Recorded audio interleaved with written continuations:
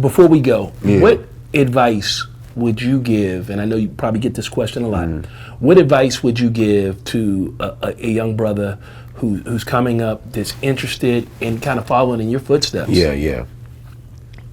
I would say find your story, whatever that story is, whether it's sci-fi, comedy, drama, whatever that is. How do you want to tell that story? Surround yourself with the people that will help you tell that story.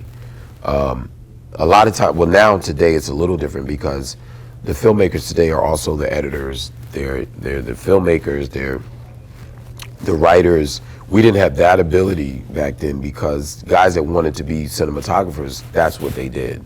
Cats that wanted to be writers, that's what they did. Guys that wanted to be directors, that's what they did, right? And so now, because all these cameras are commercial, which they weren't in the 90s, you couldn't just go out and buy a camera and actually shoot a movie on it. Right. Yeah, now you can.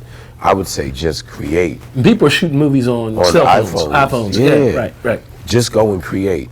There's no good or bad when you're creating from the heart and from art and from the spirit. It's what you put out there, as long as it is a proper reflection of the story that you want to tell.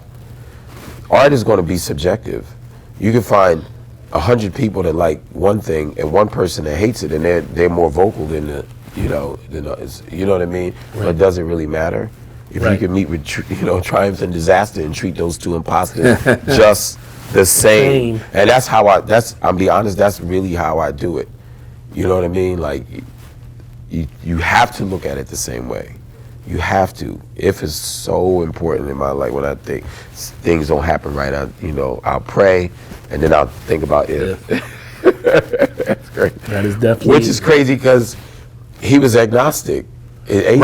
Right. He was He was an atheist, and even being an atheist, I honestly feel that God was talking to him to talk to his son. He writing the letter for his son, writing the letter for his son in World War I, I think it was. Right.